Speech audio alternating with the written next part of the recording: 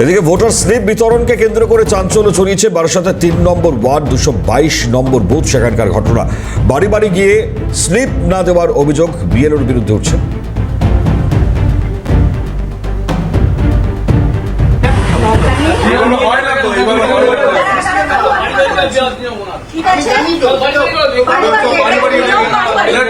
বাড়ি বাড়িতে দেয়া তোমার দোষ এখানে কিন্তু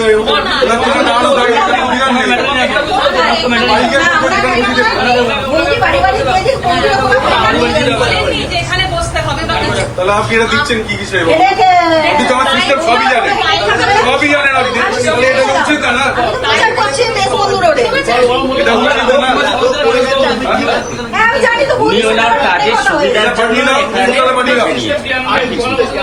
এটা উচিত না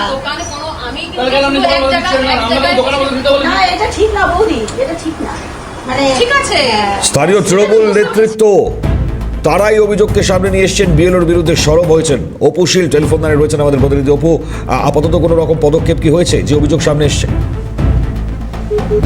বারাসাতের ৩ নম্বর ওয়ার্ড ২২২ নম্বর কিন্তু গতকাল একটি স্ত্রীর দোকান, লন্ডির দোকান, সেখানে কিন্তু ভোটার স্লিপ বিক্রি করছিল। সেটাই কিন্তু এখন স্থানীয় তৃণমূল নেতৃত্বের অভিযোগ। কিন্তু সেখানে যেটা অভিযোগ যে সিপিএম এবং বিজেপি দলীয় কর্মী করে নিয়ে তাই নিয়ে তারা প্রতিবাদ করে এবং একটি এলাকায় লন্ডির দোকানের সামনে গিয়ে তৃণমূল কর্মী সমর্থক তারা কিন্তু ঘেরাও করে বিক্ষোভ দেখায়। তাদের দাবি তারা পরিকল্পিতভাবে বিএলও যোগসাজের মাধ্যমে কেন তিনি লন্ডির মানে বসে ভোটার বিতরণ করবে, সেখানে নির্বাচন কমিশনের তরফ থেকে স্পষ্ট জানিয়ে দেওয়া হয়েছে যে বিএলও যারা রয়েছে তাদেরকে কিন্তু বাড়ি বাড়ি গিয়ে সেই ভোটার বিতরণ করার কথা। সেক্ষেত্রে দাঁড়িয়ে বিএলও কেন একটি লন্ডির দোকানে বসে সেখানে সিপিএম এবং বিজেপি কর্মীদের সঙ্গে নিয়ে কেন ভোটার স্লিপ জানিয়ে একেবারে চাঞ্চল্য ছড়িয়েছে।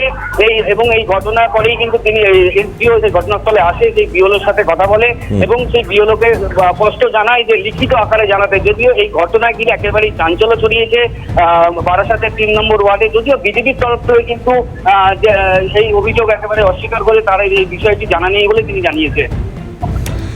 ধন্যবাদ অপু। অপুশীল টেলিফোন লাইনে ছিলেন। খুব স্বাভাবিকভাবে তৃণমূল কি বলছে শোনাবো আপনাদেরকে, কি অভিযোগ তাদের শুনুন।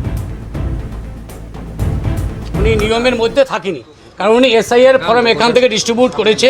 আমি একজন বিএলও 2 বিভিন্ন সময় ভিডিওর সাথে এবং আমার যে এই আরও ছিলেন বিভিন্ন জায়গায় নিয়ম সম্বন্ধে আমার একটা ধারণা আছে। প্রত্যেকের বাড়ি যাওয়ার কথা, একবার দুবার তিনবারে যদি বাড়িতে গিয়ে না পাওয়া হয় তাহলে সেখানে ভিডিও ক্লিপ করে ভিডিও বা উপরে যে উদ্বোধন করতে তাকে জানানো হবে। কিন্তু উনি কোনোটাই করেনি, কারণ উনি সম্পূর্ণরূপে একটা মানসিকভাবে একটা দলের ছায়াতলে।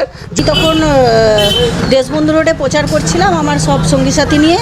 তা আমাকে এই পার্টের যে আমার উনি বিএলও, এই পার্টের যে বিএলও 2 বা যে কনভেনার এই নির্মল, ও আমায় ফোন করেছিল যে বৌদি এরকম আমরা বৌদি বলেই ডাকি, বৌদি এখানে এই দোকানে বসে লন্ড্রির দোকানে বসে ইয়ে করছে। আমি বললাম বৌদিকে বারণ কর, বৌদি কিন্তু ঝামেলায় পড়ে যাবে।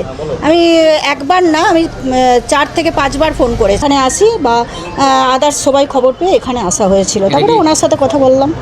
উনি কি এখানকার স্থানীয় মানুষদেরই স্লিপ দিচ্ছিল নাকি শুধুমাত্র? না, স্থানীয় মানুষদেরই স্লিপ দিচ্ছিল।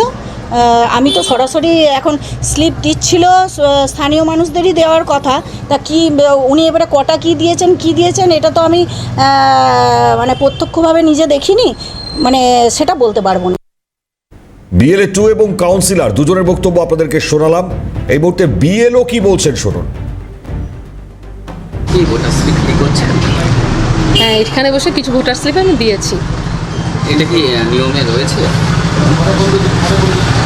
আসলে অ্যাকচুয়ালি সময়টা বড্ড কম, তো সময়টা ভীষণ কমের জন্য 2-2.5 দিনের মধ্যে আমার কাজটা করতে হবে। কারণ আমার হোম ভোটিং আছে 25 তারিখ 26 তারিখ, আর কালকে আমার বিডিও অফিসে আবার একটা ট্রেনিং আছে।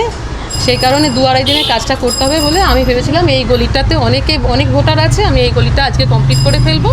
সেই কারণে মানে সবাইকে মানে ঘটনা প্রসঙ্গে বিজেপির কি বক্তব্য শুনে?